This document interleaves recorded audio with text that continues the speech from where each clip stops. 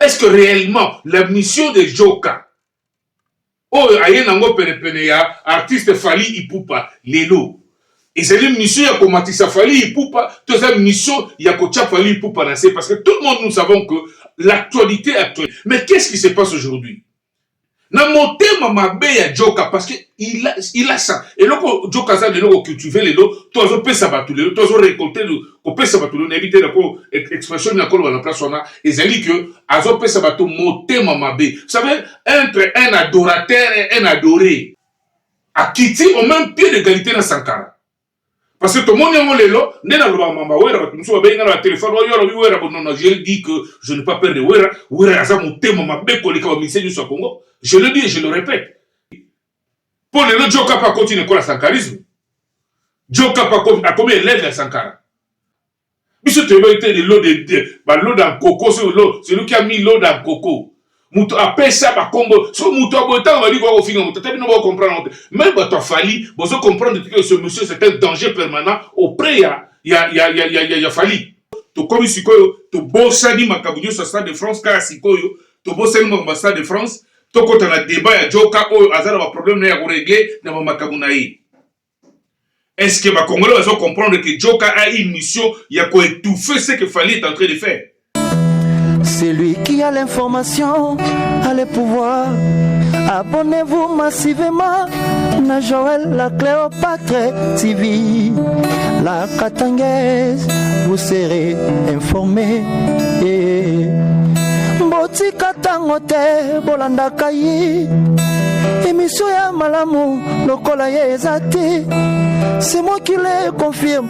Penalobi, la Cléopâtre, Joël TV, la Katangaise, Eza, Seye, Apesi Makambo, Bino, Pebozua.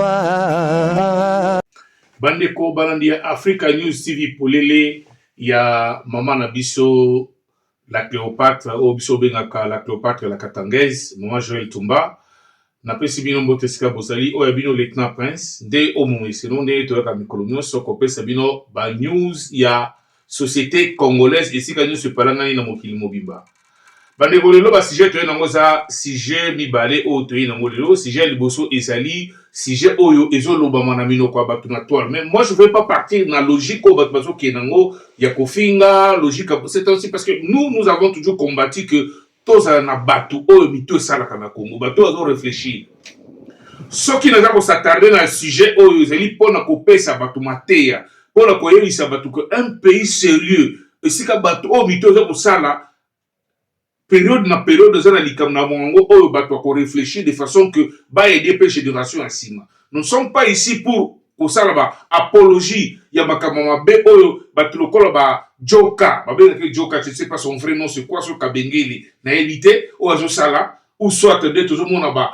Belé, ma chroniqueur, on va parler sur ce sujet. Si je photo le belé, on a un sens et bien de façon que, et permettre, pe génération, to bana nabiso, o balanda nabiso, ba yokake, ba parents nabiso, to ba yaya nabiso, baza kame kokende, na logique moko, o ya kofinga lisu sous tes mains, ba lo baka makabuska li kambozali. Ça fait très inquiet.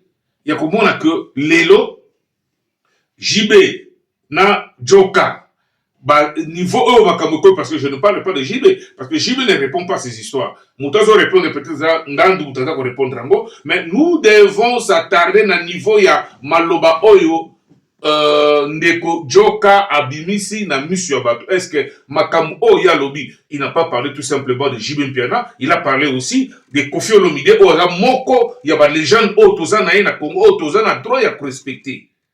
La cadre ya Moussala Nae. Est-ce que, tant que le loba bazo mona tema be Oyo Joka so salame, lorsqu'il est en train, les lois de retenir ma image. Vous savez ce qui est important, c'est que dans le monde, il y a le 21e siècle, quelqu'un qui est en train de parler d'une personne qui est venue manger, c'est lui. Abadi ko beta masolo alia kaipa. Est-ce que Moutola beaucoup considéré? Est-ce que Moutola beaucoup ça toute une émission, bon ça tarder dans émission mon makolo na Moutola lo ba makambu o ya ko biloko ya kolia. C'est là où nous sommes en train de poser des questions. Joka Amibengi aza soki premier chroniqueur ce qui n'a évité comment na niveau na ye asamuna bakoko. comment oko oleka la télévision pour le bake mutu kingana il qui n'est pas nangai to mutu kingana même qui basai nangai même yo mutu zo répondre yo mutu ngo côté la joka est-ce que ça mesure peut que comme ça joka que makamo c'est le soupio est-ce que réellement la mission de joka oh aye nango pene ya artiste Fally Ipupa lelo et c'est une mission ya komatisa Fally Ipupa toute une mission ya kocha Fally Ipupa na c'est parce que tout le monde nous savons que l'actualité actuellement actualité politique ezali actualité kinga ezali actualité sportive ezali actualité tozala ngo lelo sur le terrain et ça que l'actualité sportive tozala ba léopard na biso oyo bakobeta calamité na Portugal de toko bosa na tête ba ke léopard se sobeta deuxième activité actualité tozala normalement je dis ezali ya ndeko na biso musicien rumba congolaise oyo lelo oyo abeti na Stade de France et ça facilité ni loko biso lelo il faut batenir surtout ba chaka ba commenter ceux qui ont qui malamu ba loba yango qui non ça qui malamu ba côté positif et ça qui côté négativité ça qui abongisa prochainement ba musicien nyoso ba koleka wana et ça va très bien mais qu'est-ce qui se passe aujourd'hui na motema mabe ya joka parce que il a ça et loko joka ça de loko cultiver lelo tozo pesa batu lelo tozo récolter ko pesa batu lelo éviter la ko expression na ko na place on a ezali que azo pesa batu motema mabe vous savez entre un adorateur et un adoré espace bon gap monde et ça la capture gap na anglais balwa on éviter nzela mo mwe ezali on séparer bango moi ce qui m'inquiète c'est ça que Ngandu qui répond à azo répondre na joka na ba insanité azo faut bilo biso za raso yo ki yango obeton karate est-ce que le Congo na tous les plans comment ça a besoin makambo joka zo binsalelo a Kiti au même pied d'égalité na Sankara parce que tout le monde yango lelo ndena loba mamba wera batumso babenga na téléphone yo lo wera bonona je dis que je ne pas perdre wera aza motema mabeko lika ba miseni so Congo je le dis et je le répète babilo ko tozo vivre le ko finga oyo na génération wenge pour le joka pa continue ko la sankarisme joka pa a combien élève la Sankara biso to yebaki joka azaki ange ya Jibem Piana o azaki ko sala ke avant Jibem Piana abi l'éviter ba benga bon ba na majordome na éviter il y a un terme là ba français ba benga ngo ceux qui mutazo ni ngabima donc muto sai ko adorer je dis bien les termes qu'il faut. Celui qui adorait Jibem Piana. Biso te été de l'eau l'eau dans coco, celui qui a mis l'eau dans coco.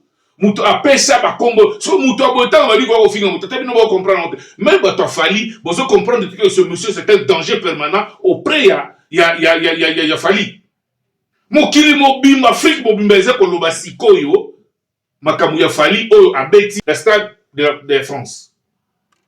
Mokili mobimba ezozela to bayeba réellement qu'est-ce qui s'est passé dans le Stade de France. Je pense que nous on a dit que tozana na ba secteur politique tozana makambo oyo na Congo tozana makambo de changement ya constitution autonomie faut tout changer.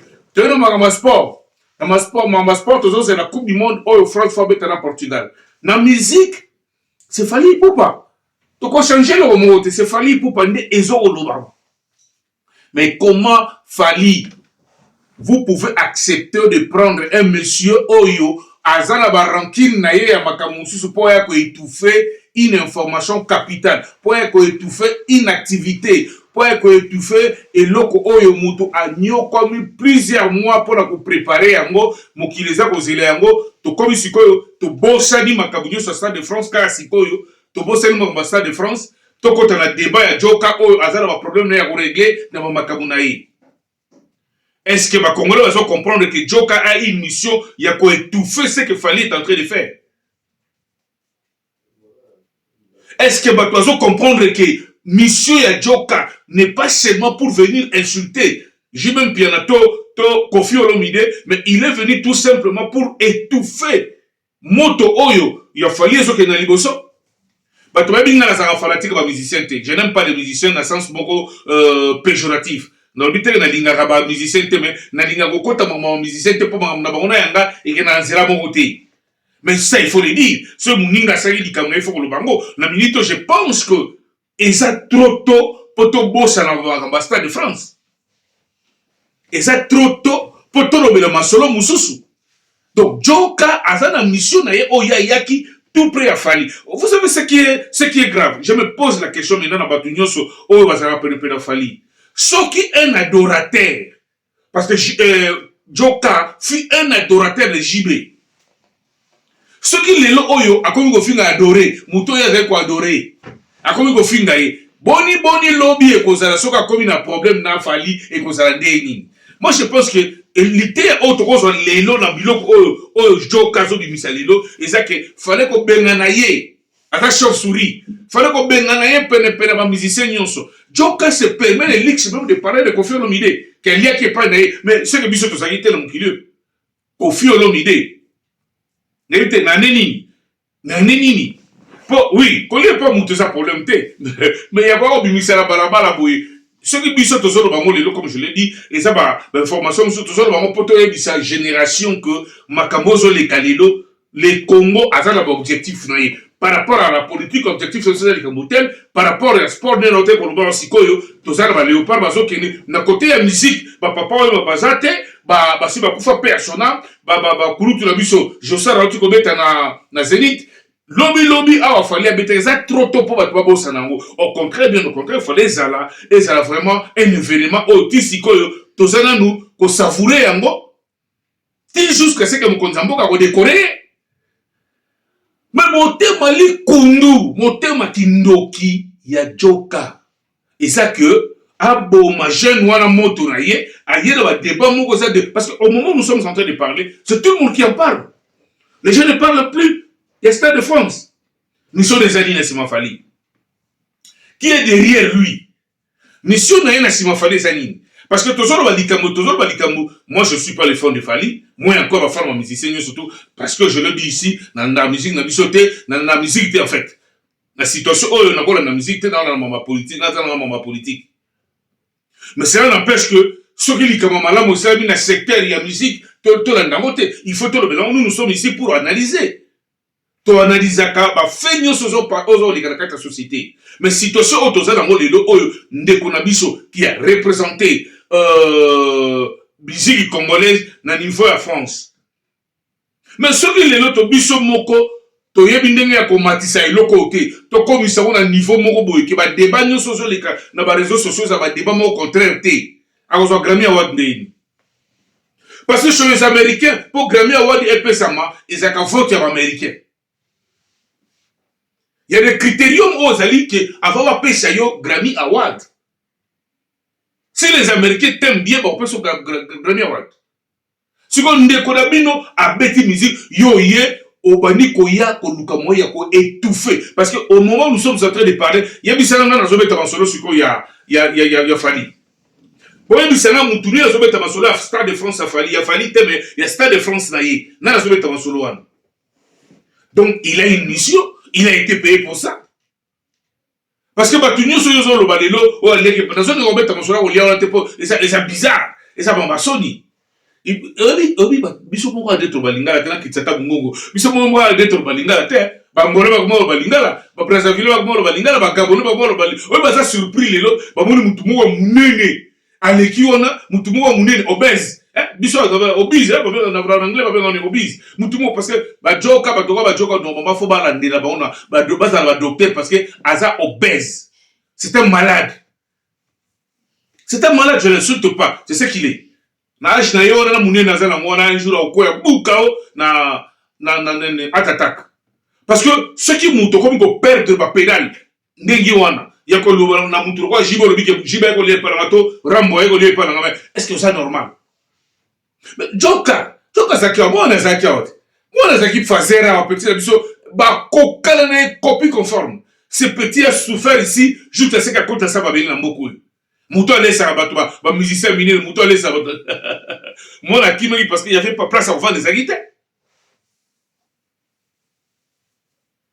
Nous ne sommes pas ici, poto, toloba, toto finga, pour biso finga la bisoté. Bisoto ça la cara banalise. Parce que mais si quelqu'un se déborde, c'est ma déviation à bouiller, il faut te zonguer. C'est comme je l'ai toujours dit. Les autres monde Sankara profiter. Vous vous rappelez encore dans cette émission Moao? Narabi Ouera, c'est un danger permanent pour la musique congolaise. Parce que Atinda Kabatwa Finga Batu, na minute makamaji wera nani Sankara kota on andi bana wana babeta mutu makasi po biso to la Kinshasa te parce que ça peut être kangaye bo bo ba fi bo bandiko beta la miso ba to amona ndo ofuka misela mabili ba petu wana ba to ko ba Sankara asa mo se wera so bo to ba te asa mo si wera so to ba te parce que moi je m'inscris à faux muta finga kabato muta sala kabato bo voyager na ebo kina bola la place bon parce que yemo muta ba to la ba chambre moko ba bibali ba le bola la chambre moko. C'était impoli. Les gens peuvent écouter dans tata kulutu impoli mususu. Pour tata na bango continue bango nyuso za kaliba baba so comme ça bon niveau ba komi. Ouais là c'est un danger parce que ça va mukolo ya solo elle va empêcher mutu na non kokota makambo oti. Mais voilà là où nous sommes. Un pays où il y a que des impolis. Quelqu'un qui se permet le luxe au fin de parents mususu ke ayi golier palanga. Jiba kolisibana, jiba moni ba koko. Celui qui a dit qu'on respectait tout, mais il faut respecter tout sous. Tout c'est la réaction à Rambo. Il n'est pas là la tête. Rambo va répondre. À répondre, Kalata va répondre. Pas oublier à tout à les capitaines à répondre. Parce que ça m'a sonné. Ce que je suis en train d'interpeller, c'est d'interpeller ma musique, ma fanatique. N'y a surtout la bonne musique. Non pas seulement il a fallu Ipupa, non pas seulement il a fait, mais ma musicien, ma fanatique de sa musique. Eloko oyo joka zoko tsa sikoyo importance nango ezali wapi na situation oyo toza nango sikoyo musicien Congo Brazzaville mon côté abeti na Stade de France musicien Nigeria ata mon côté abeti na Stade de France musicien africain na otu kobeta sikoyo musicien ya Congo Kinshasa mais nous devons quand même être fiers de nous sur le plan musical toujours quand même mutumo abeti Stade de France les autres tozo qui est Coupe du monde. Alors il y a un monsieur qui sort du néant après avoir fait plusieurs années à Nakate, bana nyoso ba kima ba koma ba fazer, les là comme yende mtoli aller ça ba tula Kinshasa, a comme Mère Teresa. Voilà pourquoi nous sommes venus ici pour interpeller les fanatiques de la bonne musique. Toloba mi comme makamo en général parce que naza goloite naza warrior te. Mais ils ont ça la passimi ya komona ke ba musicien là ba fali ba faire vous approchez vous êtes entouré de bateaux ba linga kabinoté aux autres ba bendo son maman impoli banda to tipo ka bomela so petite sœur parce que yo fali o edaye okina na poto sort na comme ba finga ba comment vous acceptez ba to yo me mi ba poto ka ba finga ba alors sikoyo bo sipote ba ka bozo ga sikoyo musique na yo oh mon ennemi pas au souffrir. Les gens ils ont étouffé par rapport à Moutoumou. Est-ce que les fanatiques nous doivent comprendre que ils ont mission Joka Yakinamo? Bandeko Balandi à Africa News TV, de Tolobara Polele, et c'est quand il y a maman la la Cléopâtre, Tolobara Boyi. Biso a Tolobaka, Toyaka pour la fin à Moutouté, nous allons faire des analyses au lingo lingate, la vérité blesse toujours. Tolembate, Tokoloba. Parce que notre souhait le plus ardent de la Lubango est d'aller pour la génération Oyo et qu'on va respecter ma mœurs. Génération Oyo et qu'on va respecter que ma cambo dans les canaux TV, tant on a zo loba, biso ça va ken pianate, biso ça va maniquete, biso ça va jaelte, biso tout ça va tomito saraka. Chez nous chez na batomito saraka. Oh, quand tu suis ça, au qu'on va la peine ba no bazoyoka. Au qu'on la nabana na ba yoka analyse. Nous sommes là pour l'éveil patriotique. Nous voulons le changement de mentalité dans le comportement yaba congolais. Tant que nous avons un débat, un débat sérieux, et puis un débat bon qu'on peut ça batoumaïle na mutu. Tout ça un débat, tout ça un débat qu'apo on se pèlisse à mutu. Mutu zo le la TV pose un vieux belé faut finir, c'est ça normal. Tu vois qu'il est là pour toi, c'est un fanatique qui a fallu pour pendant oh nous surtout et puis là-bas oh balanda la bonne musique que Joka a la mission. Sa mission est d'étouffer l'étoile de Fali Ipupa, qui malheureusement ne comprend pas. À mon âme la vie, fallait aller quand il y a la tinda qui a une mission au thé, il y a créé un problème, je n'ai plus ce temps là, la autre là on est les autres liboussou. Mais silence peut à Fali, on peut appeler ça un silence, une silence ou bien un silence complice. Parce que tant que nous sommes aux oeufs, que silence yo fandi oyo et qu'on crée le problème na kati ya carrière na yo. Parce que la minute autour ça les locaux na minute zo lo bamanango le sous-souter la kata ba congolais. Et comme Galikambo, oh, elle est qui la Bassani, oh, elle est qui boye, amema qui en djungu nanga saki boye. Ça va nous aider à quoi? Est-ce que le peuple, oh, bah, la musique, bah, ça a besoin qu'on kamakambo. Mikolo, bah, tata, bah, responsables, qui ont des entreprises, le coup, la confiance, le midon, ton agi même bien. Bah, touana, bah, ça, on mérite les locaux, bah, savonner, bah, moi, bah, qui va lier, pas battre. Aller à la 3h du matin, mais mouton, mouton, la bouna, so yo à la 3h du matin, nous sommes soutenus à la 3h du matin, so dans une boîte de nuit, na outaka, so na yeboé, na oli ata 1h du matin, ta bouton, ça, ça, libou, na yayo. Yo, mon nos allés aux ala libou, moza malade, zo bela. Donc, tant que vous avez un encre correcteur, et si vous avez un encre correcteur, malheureusement, bah, toi, Fali, moi, je me pose la question parce que Fali aussi à ces journalistes, oh, bah, Paulette qui moutou, banane, moussala, bah, vous allez dessus, bah, moi, il va faire, bah, on dit qu'on filme. Mais il est temps, est-ce que vous comprenez un peu ce qui s'est passé réellement? On est tenté d'étouffer un artiste. On est tenté d'étouffer un travail qui a été fait. Est-ce que vous comprenez un peu ça? Donc, biso to yaki lelo pona ko bisa batuke Joka aza na mission oyo ayaki nango pona ko étouffer. Lokola ye a échoué na ye, ye mtale sa batu mère Teresa.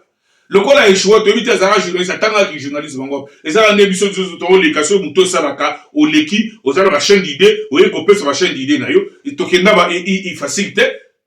Joka aza journaliste ba bela ki journaliste atanga ngolo, atanga ngolo. Parce que oh, ça, c'est du passé. Et ça n'a place mon côté de la société congolaise actuellement. Merci mille nabato balanda ki biso na chaîne na biso de Toba Mikolonio so soko lingaka Maman Joël Tumba, la Cléopâtre, faut préciser la Katangaise. Tiara le boko no s'abonner. Je pense que loko malam o yoko sala lilo pour la Maman Joël les alliés au s'abonner pour Olandaka analyse dans tout ça. Nous sommes ici, tout ça la biso nyosologue te soki makambo tolbe touché yo au CPI na ngote komela biso na commentaire place wana biso next émission na biso tokobongisa parce que souvent na biso zali toyo kaka ba critique toyo kaka ba commentaire abatu to mona ke batu atala ka biso ba yo kaka biso ba pesa ka biso pe ba conseil. Nous sommes ici, nous devons valoriser nos artistes. Jimem Piana, Werason, Fali Poupa, Ferré, Gaz Mawete, Héritier Wata, bango nyonso ce sont nos artistes. Quelque part faut tous à la respect de bango. Ceux qui vont bénir nous à la peine de bango, amener au moins des conseils eux pour permettre bango. Et vous ne pouvez pas vous entourer le bateau. Aïe même pas par musique, aïe même pas comment est-ce qu'on promote Moutou, que Moutou comme un niveau mon boy. Bon si bango carapo, et puis tout ce qui est grave parce que je ne pense pas que Fali aurait fait une invitation à Joe Capo dans le Belaï. En tout cas, je ne pense pas. Mais le coup de toxique a d'habitude laisser aller Moutouto et Pénépéné. Voilà les conséquences. La minute où Moutou a sauvé sur un solo stade, il a fallu azate. Moutou a sauvé un stade, il a fallu azate. On a étouffé même l'information à Zénith de Vienyoka. Et ça, on a suscité parce qu'un certain Joka Bimi, Namagamagolia, j'ai vu des commentaires à Batakomo Brazzaville qui sont en train de tourner par le but, mais Congolais, vous allez rendre une.